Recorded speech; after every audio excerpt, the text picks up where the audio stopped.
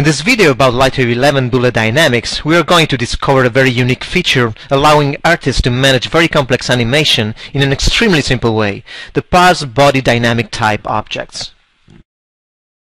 Let's take a look at a very quick example to clarify what a parse body object is. We have three objects in our scene, a ground plane, a box, and a layer which contains three boxes. Let's open the Dynamics panel and transform the ground plane in a static object, the single cube in a rigid body, and finally the layer containing three boxes in a parse body. We can use the box shape on all the meshes in the scene and change the collision margin to 10 mm to improve the precision of the dynamic calculation. As we play the animation, we may notice that Bullet is able to understand how many objects are present in the parse body mesh and can so calculate dynamics on them independently. This comes really handy when we want to animate something like a wall smashing, since we don't need to have a brick in every layer that may easily result in getting hundreds of objects in the scene. We can simply put all the bricks in a single layer object and keep the overall complexity of our work extremely low. To further clarify that, let's go in Modeler and use the Mirror tool to double the number of boxes present in the layer. Back in Layout, now we can play the animation and have the 6 boxes fall down independently. But we can go farther and use the Array tool to quickly create a sort of wall composed by 100 boxes. Fast and powerful. Parse bodies have some unique attributes artists can use to decide how strongly objects are connected among them, and the way they should disconnect and act independently. Let's quickly set up a very simple scene so we can discover how it works. Let's assign dynamics to the three objects in the scene, a ground plane, a ball, and an array composed by 100 boxes. Of course, the array boxes layer will become a parse body. Let's take care about assigning the proper shapes and collision margin. As we play the animation, we can notice how the parse body object is meshing as it collides with the ball. If we select the parse body, we can notice three additional options for it: the glue strength, the breaking angle, and the breaking distance. Glue strength is the most important because it's controlling how much strong the constraints keeping the objects connected are. Let's set it to 100 and play the animation.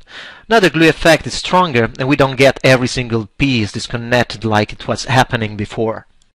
After having defined the strength of the connection among the objects, we have two different ways to decide when they have to break, based respectively on the incidence angle and distance of the pieces. We can use both settings at once, as in this case, or enable only one of the two methods. Let's start analyzing the breaking angle option. This value defines the minimum bending angle two objects have to reach so the constraint between them gets broken. If we set it to 5 degrees, constraints will be broken only when this value is reached. Of course, the higher this value, the harder becomes fracturing the object in pieces. Setting it to 0 or 1 will very easily destroy all the links. A value of 10 in this case will break the object in two pieces. A value of 8 degrees will result in 4 or 5 pieces. If we use a very high value, such as 45 degrees, in this case the object will not break at all, generating a soft body-like effect. Let's disable the breaking angle option, enabling the breaking distance instead. When we use this option, the connection among pieces will be broken based on the distance they should reach during the dynamic calculation. If we set this value to 0, all the connection will be broken on the impact with the collider.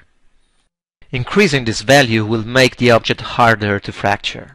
We can try with a value of 20 mm and then 50 mm.